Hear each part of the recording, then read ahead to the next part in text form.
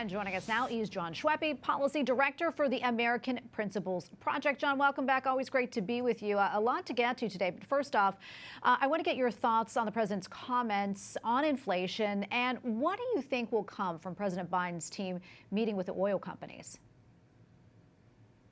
Well, I think you see them gearing up for the midterm elections, and obviously they realize their policies are tremendously unpopular. I think they're trying to scapegoat oil companies for the anti-oil policies of this administration that have caused $5, $6 a gallon gasoline. But right now it's a little too late, I think, for Biden to be out there saying there's no recession coming. Tell that to the folks who are really struggling to buy groceries right now because they've seen the price of meat double. Right. And all of these different things. So I think they're kind of behind the eight ball on this, and it's going to hurt them pretty bad.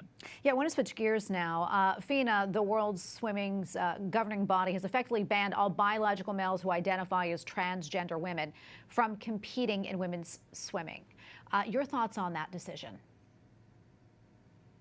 Yeah, well, right away, I mean, we talked a lot about Leah Thomas and Leah Thomas competing in the NCAA and winning that championship. This would obviously impact that.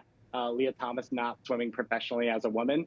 But look, there's a lot still to do on this. While this is good, they're kind of opening the door for kids to go through these sex changes and then be able to compete if they do it before the age of 12. That's obviously crazy as well.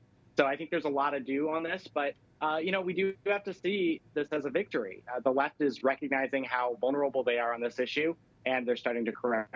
Yeah, and speaking of transgender issues, Jon, I know that your group, the American Principles Project, released a statement condemning President Biden's executive order that, quote, advances LGBTQI plus equality, that is. What more can you tell us about that?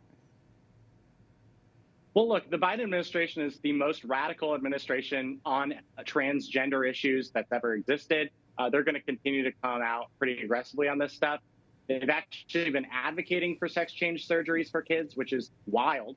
We ran ads in 2020 saying they would do this, and Facebook actually removed them saying we were lying. And turns out we were absolutely correct. But this is just more par for the course, and I think it's really important that Republicans speak out against this. And then in the states, we have to pass laws against, especially this the sex change procedures for kids. That's life altering. Can often lock these kids in, and it's really awful stuff. Yeah, something else I want to talk about. We don't have a whole lot of time left, but I want to get this in. Democratic lawmakers wrote a letter to Google asking that platform to direct women to abortion clinics instead of pregnancy crisis centers. Your reaction to that? Well, this is actually pretty typical. Democrats love to ask the big tech companies to censor on their behalf. That's what they'd be doing here. Would be suppressing the search results for crisis pregnancy centers. And we're going to see more of that. Obviously, we've seen it with relation to the elections in the past. They want to make sure that crisis pregnancy centers aren't reachable. But I think we'll be able to push back against that. Republicans need to make crisis pregnancy centers a really pivotal part of what happens after Dobbs in terms of what we're promoting and trying to get to these women and help them through a very difficult time. Yeah, and Jon, we're going to leave it right there. Thank you so much for your time, and always great to get your analysis.